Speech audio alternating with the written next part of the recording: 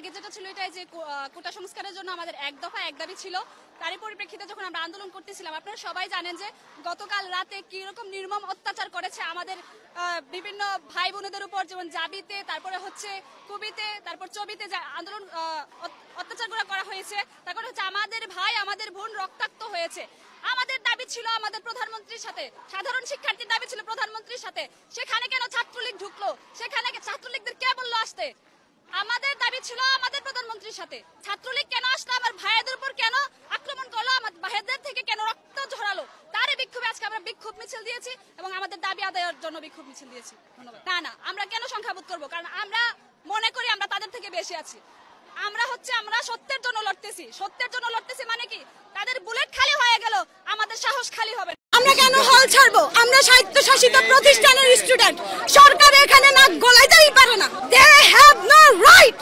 উনাদেরকে সতর্কবাণী করতেছি, বাপ মাকে মাঠে নামাইয়েন না। শান্ত হিংস্র বাঘিনী বাঘকে মাঠে নামাইয়েন না। এগুলো তো যুবক। আমরা তো অযৌক্তিক কোনো দাবি নিয়ে এখানে আসিনি। আমরা বলিনি কোটা বাতিল করেন, আমরা বলছি সংস্কার করেন। মুক্তিযোদ্ধাদের জন্য 65 কেন? কেন এত?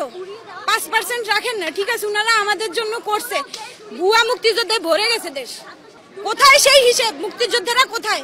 যেসব মুক্তিযোদ্ধারা আছে উনারা কই? উনারা কেন এসে বলে যে না আমরা এগুলা চাই না? আমরা মেরে বের হবো, লাশ হয়ে বের হবো ওখান থেকে। আমরা লাশ হয়ে বের হবো ওখান থেকে। বহুত সুযোগ ছিল পিছনে ফিরে আসার, এখন আর পিছনে যাওয়ার রাস্তাই নেই। পিছনে পুলিশ আর সামনে স্বাধীনতা। অবশ্যই আমরা সম্মানের সাথে মৃত্যু গ্রহণ করতে রাজি আছি। আমরা শুধু কোটা নিয়ে আন্দোলন করছি, কোটার প্রতিবাদ করছি, কিন্তু এই ঘুষ খাওয়া বা প্রশ্ন ফাঁসের মাধ্যমে এটাও যে একটা অনেক বড় কোটার মতো জায়গা দখল করে আছে আমাদের জীবনে, সেটা নিয়েও আসলে আমাদের কথা বলা উচিত। আর আমরা তো আপাতত কোটা নিয়ে কথা বলছি, যে কোটার প্রতিবাদ করছি যাতে আমরা আমাদের অধিকার আদায় করতে পারি চাকরির ক্ষেত্রে বা যে কোনো ক্ষেত্রে, কিন্তু আসলে প্রশ্ন ফাঁস নিয়েও আমাদের এভাবে আন্দোলন করা উচিত। কারণ এর মাধ্যমেও অনেক দেখা যাচ্ছে অমেধাবী ছাত্ররা বা শিক্ষার্থীরা তারা আমাদের মতো মেধাবীদেরকে পেছনে ফেলে তারা আমাদের জায়গাটা দখল করে ফেলছে। আমরা শুধু কোটা নিয়ে আন্দোলন করছি, কোটার প্রতিবাদ করছি, কিন্তু এই ঘুষ খাওয়া বা প্রশ্ন ফাঁসের মাধ্যমে এটাও যে একটা অনেক বড় কোটার মতো জায়গা দখল করে আছে আমাদের জীবনে, সেটা নিয়েও আসলে আমাদের কথা বলা উচিত।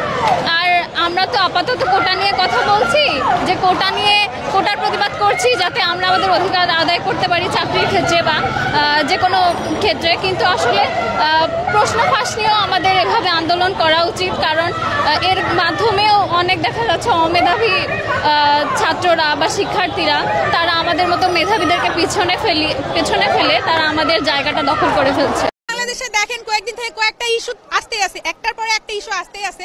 তবে এটাই বলবো যে যত ইস্যুই আসুক আমরা এই 56% কোটা আন্দোলন থেকে সরে যাব না। অন্য কোনো ইস্যু দ্বারা এটাকে ঢেকে দেওয়া যাবে না।